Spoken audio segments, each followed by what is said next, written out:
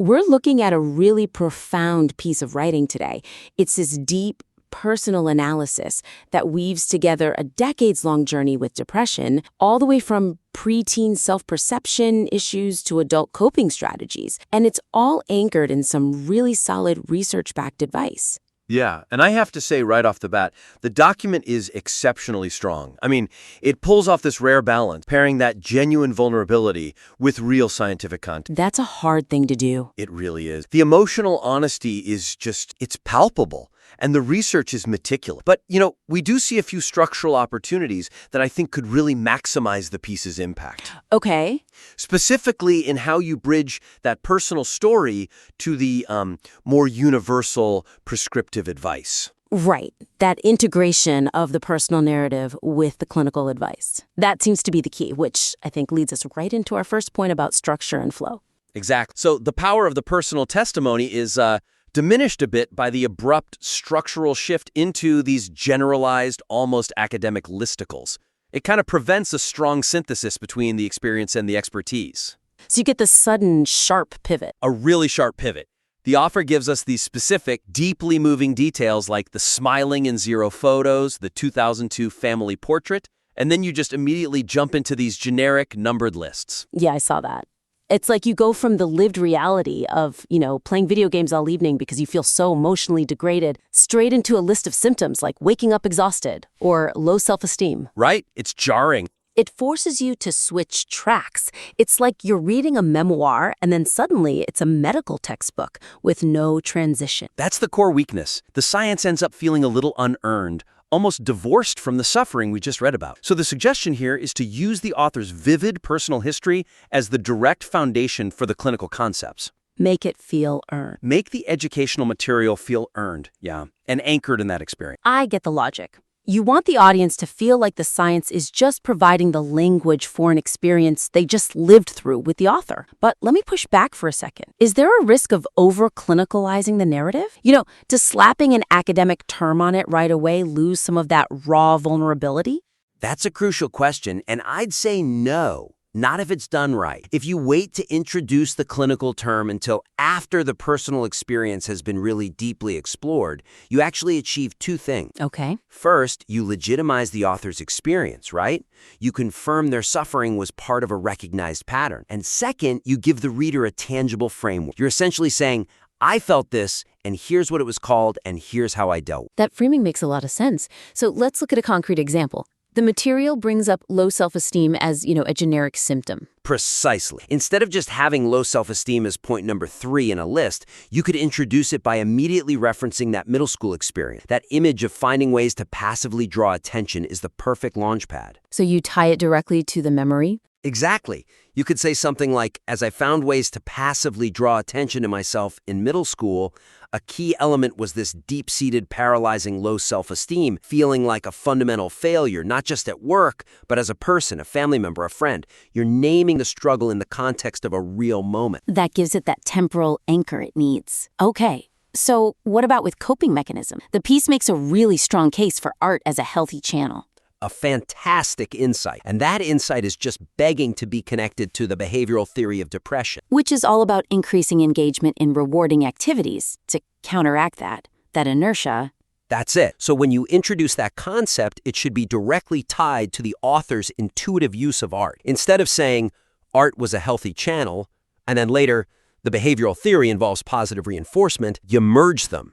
Okay, so it would sound more like something like, early on, I found art was far and away the healthiest channel to process things. That act of making films about grief and anxiety served as an early intuitive application of the behavioral theory of depression, a recognizable, semi-permanent change achieved through a rewarding, mastery-based activity. That word mastery-based is key there. It elevates it beyond just a hobby. It connects it directly to a psychological mechanism for improvement. And it solidifies both the story and the science all at once. Which makes the prescription feel like a natural evolution of the story. Okay, so if we've anchored the feeling in the science, the next step is anchoring the implementation in the story, which I think moves us perfectly to the second critique. That's a fantastic transition. So, while the material expertly links depression to physical factors like inflammation and gut health, the critique would be stronger by tying the implementation of these dietary rules directly back into the author's own recovery timeline. And the research here it's really impressive. The author clearly gets the science behind diet, the harm of refined salts, fast foods, the benefit of omega-3s, B vitamins. Oh, completely. But the advice is presented almost generically. It's like a section called Things to Eat, Things to Avoid. The personal story kind of ends before we learn when or how the author actually adopted these changes. Right, we know they felt exhausted and were in pain, but the connection between those symptoms and their specific food choices, it stays theoretical. Exactly. And this is where, you have to think about it's one thing to say, cut out sugar. But when you're in that low point, in that suffocating apartment, just boiling rice can feel like climbing a mountain. So how do you integrate that advice without making the reader feel even more overwhelmed? You have to validate the effort by showing the result. The suggestion is to provide a specific, personal anecdote of making that transition during a period of struggle, like grad school or that apartment period. You need to show that the person who was too lethargic to move was also the person who finally found the energy to make a healthier meal and then felt the change. Let's take the section on artificial sweeteners and refined sugars. It's scientifically very strong, linking them to inflammation and lethargy. So we can tie that directly back to the author's high anxiety period in their late 20s. You need to show that moment of realization. Maybe the author could weave in something like, during that high anxiety period, I finally recognized my frequent consumption of sweet, processed foods wasn't a distraction. It was actively exacerbating the inflammation that led to my chronic exhaustion. That's powerful. Switching from refined sugars to sugars from whole fruit became a non-negotiable step because I was directly targeting the lethargy. It reframes the diet change from a choice to a necessity. From a moral goal to a medical treatment. I like that. What about the benefits of nutrients? The author recommends whole grains like quinoa. Yeah, and we need to connect that immediately to the cognitive function issues from grad school. That cognitive fog isn't just a mental thing. It can be a nutritional deficit. So link the specific nutrient, the B vitamins, in whole grains to the specific symptom of difficulty concentrating. Exactly. You can add a reflection like, I eventually realized the heavy cognitive fog during grad school wasn't just stress, it was also a symptom of eating too many refined grains, which are stripped of those necessary B vitamins. Integrating a Mediterranean-style diet, rich in whole grains, helped stabilize my mood and pull me out of that debilitating mental slump. It shows the dietary change was a targeted solution for a specific debilitating symptom. Okay, this is all really powerful. By anchoring these changes in the emotional timeline, the whole piece just gains so much credibility. It shows the reader that the science isn't just theoretical. It worked. Which brings us to our final point, and it's a really crucial one. It's about that very thin line between coping and, avoidance. Right. So the material raises a crucial but underdeveloped tension between using healthy distraction, like driving or art, and allowing passive escapism, like video games, to limit one's ability to make real change. And the author is very self-aware here. They know that the video game collection, while it's a stress relief tool, can become detrimental if it leads to stagnation.